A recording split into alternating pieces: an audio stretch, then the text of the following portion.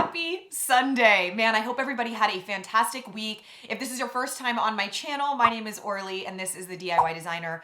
I do really great DIY fashion and home decor. And really what I like to do is basically give you the tools and the techniques that you'll need to customize your own closet, your own home in a way that really suits your style. So on this channel, I basically just do projects that I like, that I want, that are in my aesthetic, but I hope that by explaining the tutorials and the process, it allows you to then customize it so that it fits your style and your aesthetic.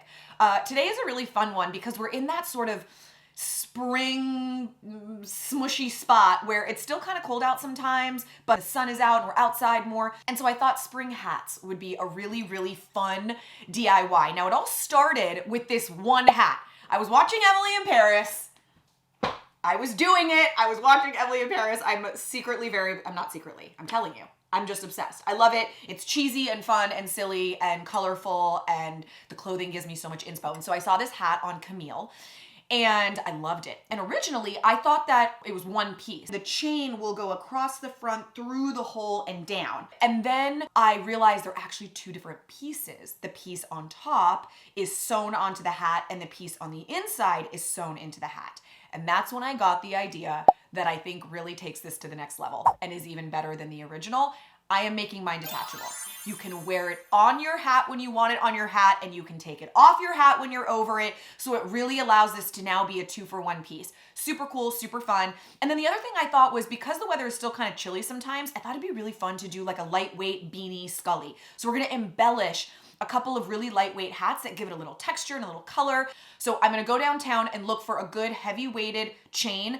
By the way, I am downtown now like 2 days a week. It used to be like this big, huge schlep I would do like once a month. Now I just come down when I need a little random doodad. So let's hope I find my doodad. All right, well, first store, full on strikeout. They didn't have it, but I'm gonna go to the next one.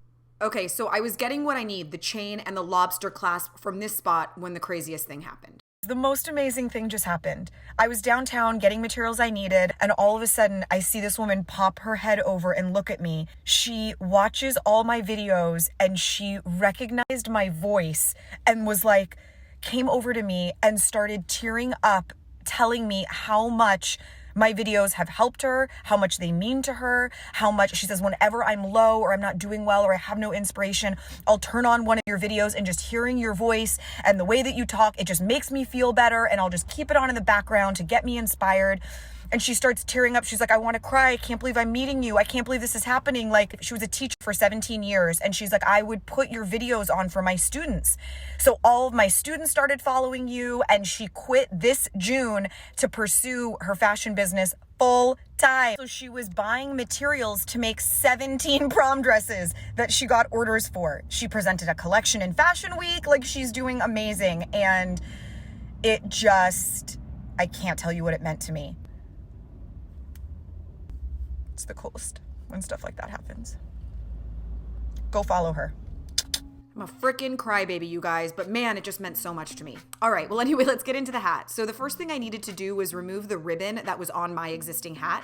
Luckily, it was on with like a super light adhesive, so I just had to peel it off and it didn't leave any kind of a mark. The hat looked perfect, nice and clean and ready for my chain. So I was about to figure it out, and this was when I kind of had the realization that making it detachable would be really cool. So I ran to Joann's to get a little bit of hardware. I was thinking, these guys, I could sew them into the like little binding in the hat, so then I could just like hook the clasp on when I want it and unhook it when I don't. I think that the chain that goes on the top should also be detachable. So I went back home with everything that I bought, and it was time to kind of figure out exactly where things need to go so I know where to attach them. So I figured right above my ears was the right place because you want the top chain and the bottom chain to look like they are attached. I sort of measured around my head and felt like what felt right, and for me that was 11 inches. 11 inches brought the chain right about to the top of my ears.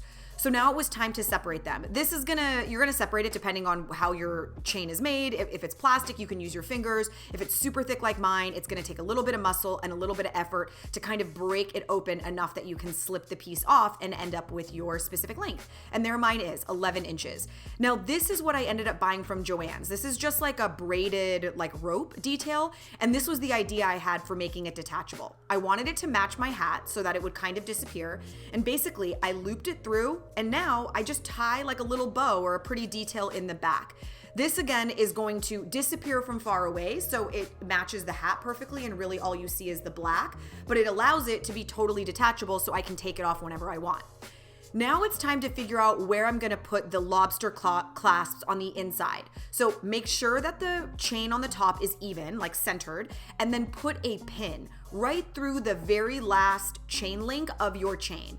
Do one on both sides, and now you know exactly where you need to put your lobster clasp so that from the outside, it's gonna appear as though it's one consistent piece.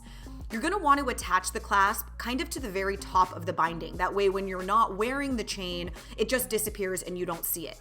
Not only are these lobster clasps very flat, so I'm not gonna feel it, but my hat's not super tight either. So when I wore this, I didn't feel it in there at all. All I did was grab a needle and thread, which I double threaded so that I could kind of move at a faster pace. I just tacked it right onto the top and then created my little double knot in the back, and then did the same thing with the other side. Now you can see I have these little little lobster clasps inside. I will hook them onto the chain and I'll be good to go. When I tested it though, I realized the weight of the chain pulls the binding down. It kind of pulls it down like this and you can see it. So what I decided to do was just kind of do like a light tacking with some fabric glue. A little fabric glue on either side of the clasp, press it down, do it on both, and now you're good to go. I can't wait for you guys to see what this one looks like on. It's a really cool detail and I love that it's detachable. Okay, 1 second. One freaking second. I have to interrupt this video for a quick minute because this cannot be a coincidence. It just can't be a coincidence. Today, on the day that I am doing my spring hat video, what do I get in the mail? A top tote. Do you know what a top tote is? Do you know what this magical little invention is? This sucker is like patented, it's in stores. It was like Reese Witherspoon's favorite pick. It's the coolest thing ever, and it is a hat holder that does not damage your hat. The way it works is you just hook this little thing onto your purse. So you can hook it anywhere. It goes like this. Take it, oh look at the magnet, it's so strong. Woo! Okay, you just go like that. Boop. Okay, now it's on your bag. Inside, is a super strong magnet. What do? You just put the brim of your hat and you're done. You're done. Hands free. You could be wearing your hat throughout the day, decide to take it off, pop it on. It is crazy strong. It is not gonna come off. This is also really great, by the way, if you're going on a vacation and you don't have room to fit your hat without completely destroying it in your suitcase. You just hook it on your bag. It is, and it goes on any bag. Put it on anything. I just could not believe the coincidence that this literally came in the mail today on the day that I'm filming this video. I mean, I had to share it. This is not sponsored. She's just a great friend, and this is no small feat to get a product this legit, this strong on the market. I'm so happy for her. So anyway, let's get back to the video. So awesome. All right, so let's do our embellished beanies. Now, I had a bunch of these like crystals left over, right? These are just like pieces that I've had, and I grabbed all the random colors I thought might work and all the beanies that I had, and I just started playing around with different ideas. You wanna basically create your design first. Lay everything out, play around with it, come up with design. I thought about doing those little pastel pink ones, and then I decided against it. For now, I'm just gonna go with blue.